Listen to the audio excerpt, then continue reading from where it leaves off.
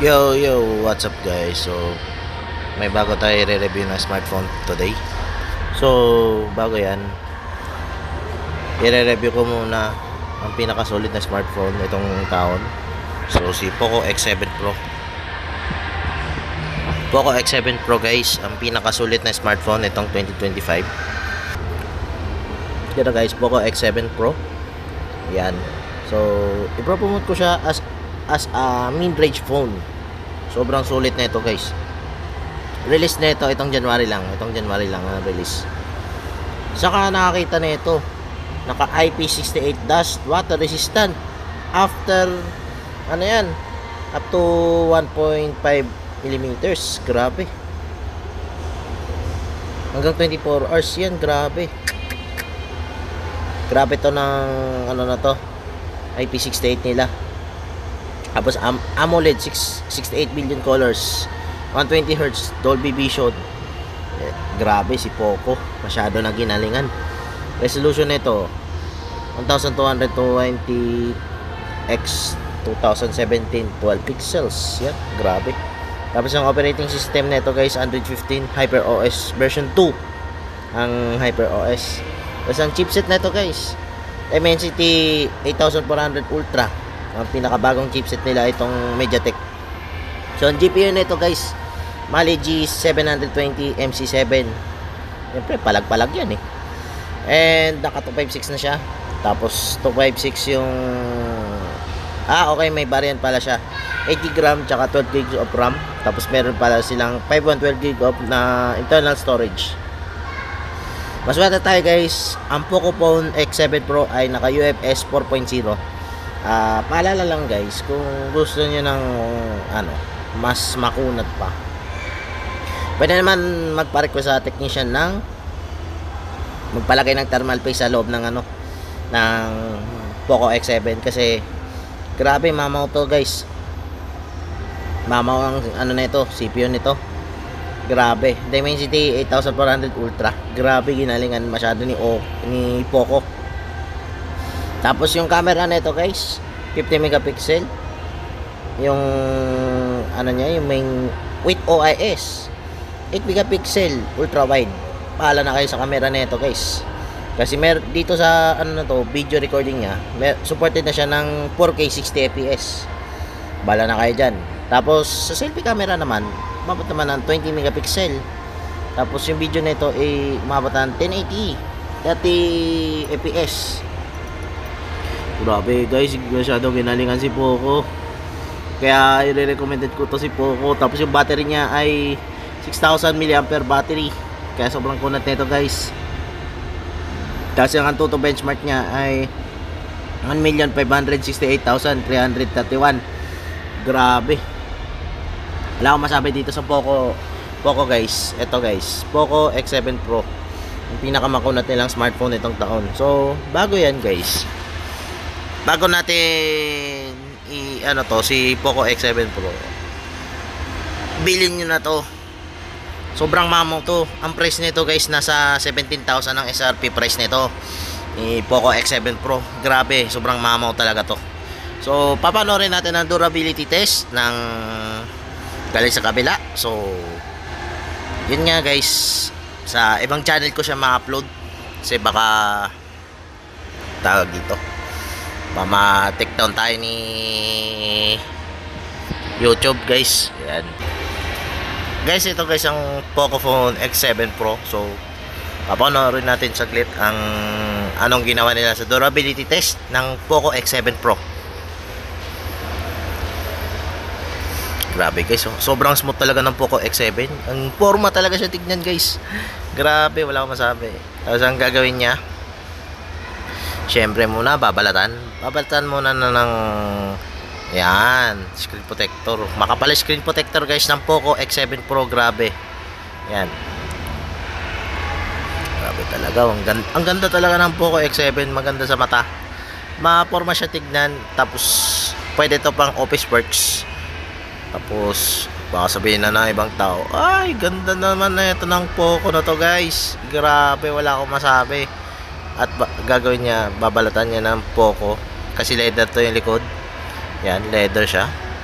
Yung ginawa niya, kinakaskas niya kung true leather pa talaga. Pero ang totoo niyan guys, na di siya tunay na leather, kumbaga custom na leather ang ginawa.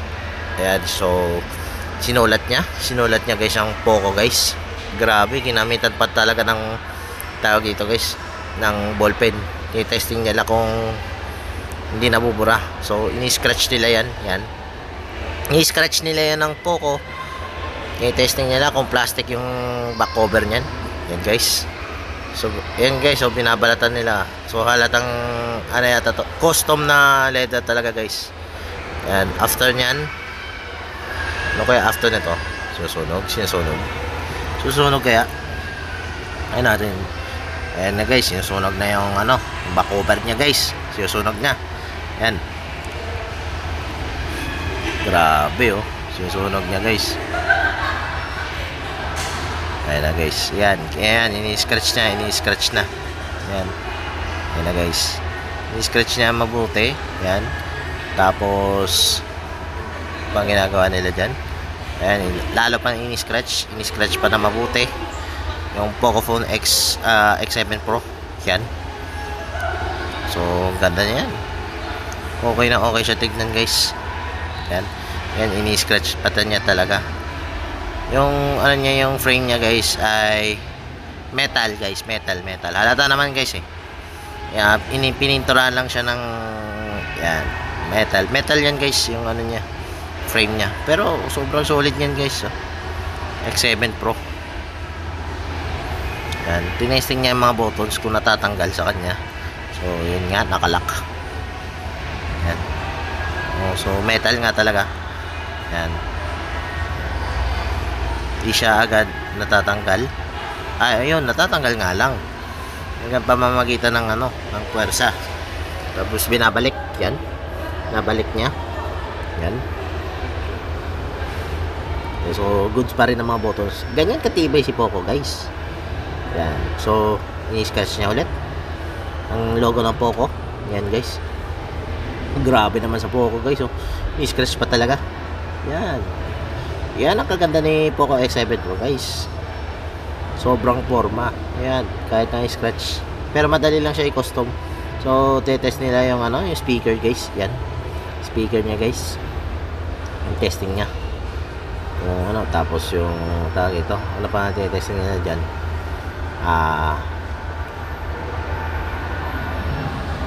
Siyempre te-testing niya yung camera lens ng gilid. Kaso pininturahan lang para kuwari maporma daw yung gold. So yun guys, alata naman pininturahan. Yan. Ito guys, yan. Pininturahan lang talaga siya guys. Na yung camera, yung camera yung pang ano niya. Tapos tinesting niya yung OLED kung hanggang kung saan ang kaya niya magasgas. Yan, according to Gorilla Glass 7i. So yun nga, hanggang level 7 nga yung screen nito ng Poco X7. Yan ang kinagandahan niya. So yun na guys. Ayan na guys, ini-scratch niya ulit yung camera kung hanggang sa ba talaga ng level ng camera lens niya. Tapos ginawa niya fire test na, i-testing niya yung fire test ng Poco kung matibay talaga OLED niya guys. Yan, sinusunog niya yung ano, OLED guys. Grabe talaga oh. Poco ba yan? Grabe naman oh. May pagka-burn din. So paalala lang guys, lalo na sa mga AMOLED, umabot ang 11 seconds. So iwasan po natin ibilad sa araw ang itong Poco at hindi po pwede po ito pang lalamove. Ito lang po for indoors lang only. Tapos hindi siya pwede ilabas ng gantong oras. So ito na guys, bentest na tayo guys. Kung gaano katibay si Poco. Yun na, binibentes na guys. Sobrang tibay talaga ni Poco talaga guys.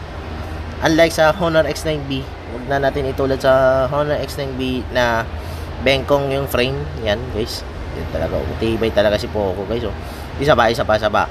Yan, ba't ganyan katibay si Poco guys? Sobrang tibay ni Poco ngayon guys itong taon. Kaya kung naghahanap ka ba ng mid-range smartphone, halagang 17,000 pesos, grabe guys, wala akong masabi sa Poco phone guys, grabing mamaw. So yun na guys, patapos na tayo dito sa video na to. Balik na tayo dito guys. Yan, masasabi ko sa Poco phone X7 Pro, grabe, sobrang mamaw, wala akong masabi. So mamaalam na ako mga friends. So umabot na tayo ng 11 minutes na recording. So yun lang, maraming salamat po sa inyo.